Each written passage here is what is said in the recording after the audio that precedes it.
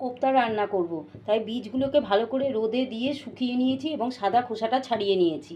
নিয়ে ভালো করে ধুয়ে এটাকে দুটো সিটি দিয়ে কুকারে সেদ্ধ করে নেব। কাঁঠালের বীজগুলো এই লাল লাল খোসাগুলোকে একটু ছাড়িয়ে নিয়ে তারপর হাত দিয়ে ভালো করে পেস্ট করে মাখতে হবে।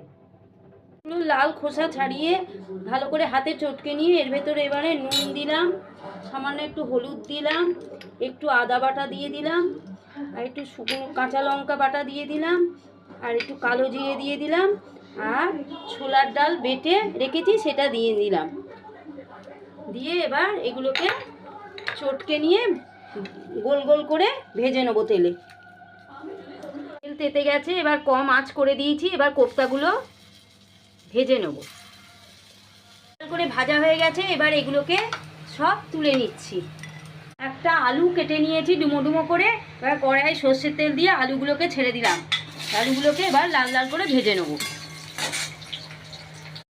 আলুগুলো লাল লাল করে ভাজা হয়ে গেছে, এবার আলুগুলো এক সাইড করে এখানে হিং ফোড়ন দিয়ে দিলাম তেলেতে।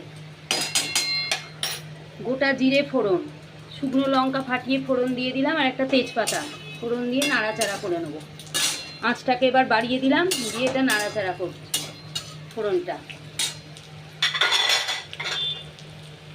দিয়ে এর মধ্যে মশলাগুলো এক এক করে দিয়ে দেবো। আদা বাটা 1 চামচ, হলুদ গুঁড়ো 1 চামচ, লবণ 1 চামচ, জিরে গুঁড়ো 1 চামচ, আর একটু ধনে গুঁড়ো 1 চামচ। তেল ছেড়ে দিয়েছে, এইবার চারিদিক দিয়ে তেল ছেড়ে গেছে, তার মানে এটা কষা হয়ে গেছে। এবার ইস্যু দুষ্ণ গরম জল করে রেখেছিলাম, ওটা ঢেলে দিলাম।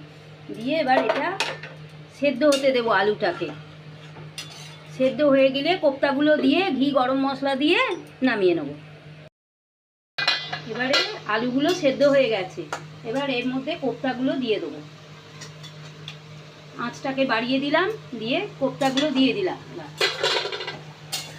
কোপ্তাগুলো দিয়ে বেশি ফোটাবো না, একটু ফুটিয়ে এর মধ্যে 1 চামচ ঘি